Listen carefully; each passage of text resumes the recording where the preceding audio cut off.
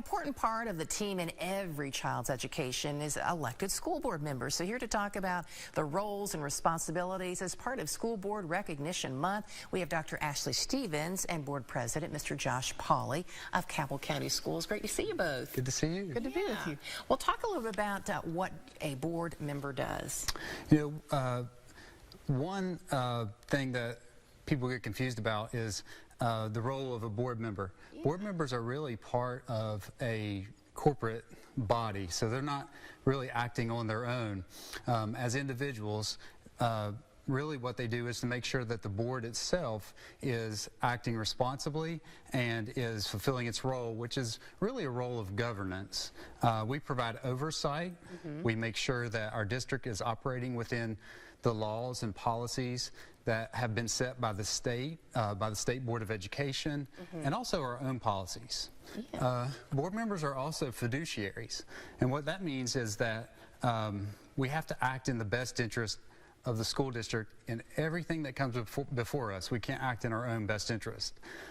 In addition to that, board members frequently help put constituents in contact with people within the district who can help them address particular concerns or questions that they might have. Okay, so Dr. Stevens, why do you think it's so important for parents of school-age children to understand what the board member does and how this could help their child? Absolutely. I think that they are an exceptionally important role that is often misunderstood.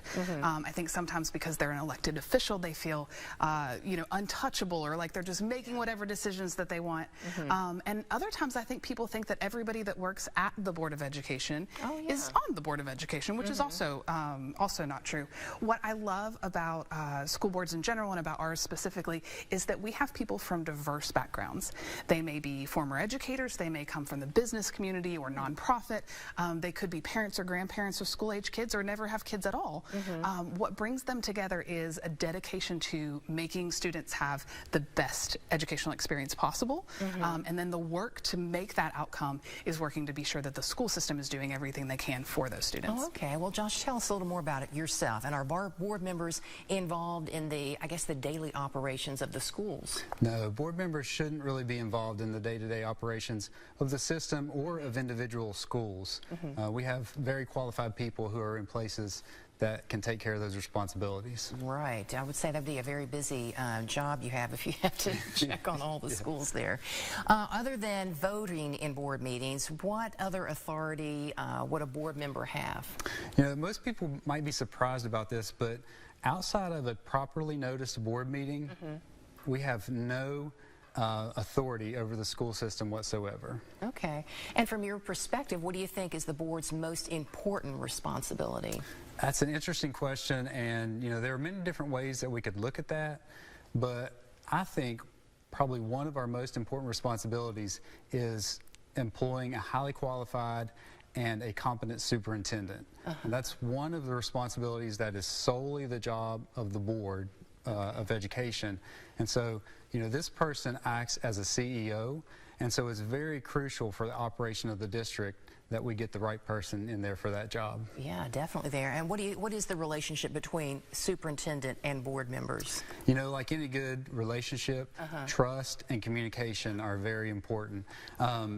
Those things provide a solid foundation that helps the board and the superintendent work together in a collaborative manner to be able to set goals and cast a vision for the district, and in a way that will promote student success, but also to ensure that the district as a whole operates efficiently. As I mentioned earlier, we're not involved in the day-to-day operations of the schools, and so another thing the superintendent does is to communicate to the board anything that's happening within the district that they need to know about, or that may come up in a future board meeting that we need to make a decision on, so we'll be informed. Okay, with all these things that you do as a board member, what do you think is the best part of it? Well, my wife thinks I'm crazy for wanting to be on the school board, and I think some other people do too, but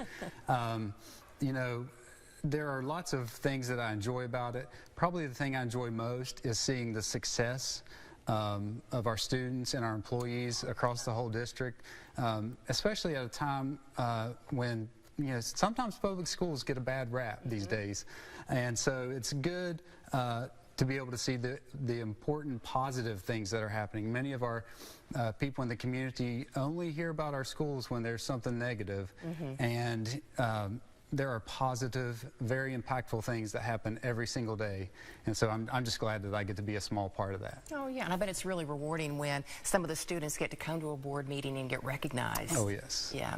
Well, thanks so much, Dr. Stevens and Josh, for stopping by and telling us a little more about what the board does and how they can help families with students. Absolutely. Thank you for so having much. us. All right.